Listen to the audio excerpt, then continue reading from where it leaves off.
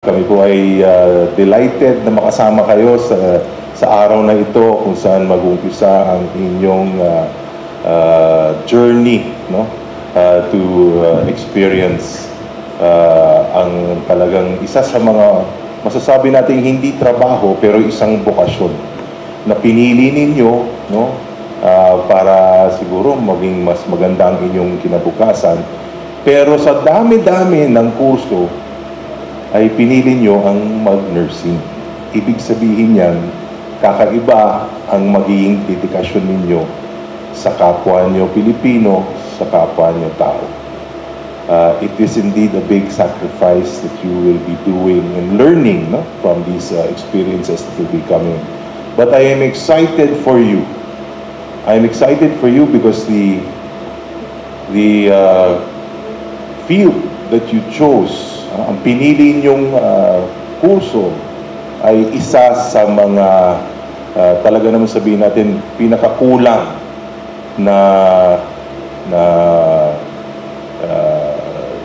mga employment na kailangan hindi lang dito sa Pilipinas pero sa buong mundo. And I'm sure a lot of you are considering that in the future, no?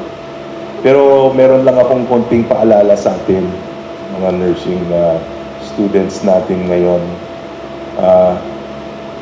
Always bear in mind that material wealth should not be your most important goal in life. Kasi marami po sa atin ngayon, ang ating mga kabataan, iniisip nila, kailangan ko mag-aral para magkaroon ng kayamanan, para gumanda ang buhay ko. But life is not all about money. Tignan natin yung nangyayari ngayon sa national. Ang dami ngayon, mga government officials, nabubuking yung kanilang kayamanan. Ang dami ngayon, kahit na sa private sector, dito sa Pasig, ang daming kayamanan, pinakita yung yaman nila, sobrang daming yaman. Kaninang umaga, madaling araw, hinatak na yung kanilang mga sasakyan. Dinila na sa Bureau of Customs dahil hindi nagbabayad ng buwis. Hindi pera ang dapat ninyo maging inspirasyon sa buhay. Find your purpose in life. And believe me, it's not about money. Dahil at the end of the day, ang buhay natin may hangganan.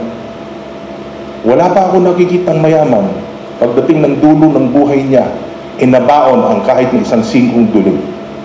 Wala pa. We come into this world naked, we will leave this world naked as well. So don't make money or the pursuit of wealth become your inspiration in life. Wealth will be secondary maybe as a bonus, but find your purpose and make that your inspiration. Na ako'y pumasok sa nursing dahil gusto ko makita gumaling yung mga taong may sakit. Pumasok ako nursing kasi gusto ko magkaroon ng mga pag-asa, lalo ng mga mahihirap na hindi kaya mabigyan ng tamang healthcare. Gusto ko maging nurse dahil I want to contribute to make this country, our society, a better place. Yan ang mga driving force na dapat nasa puso natin, sa puso ninyo.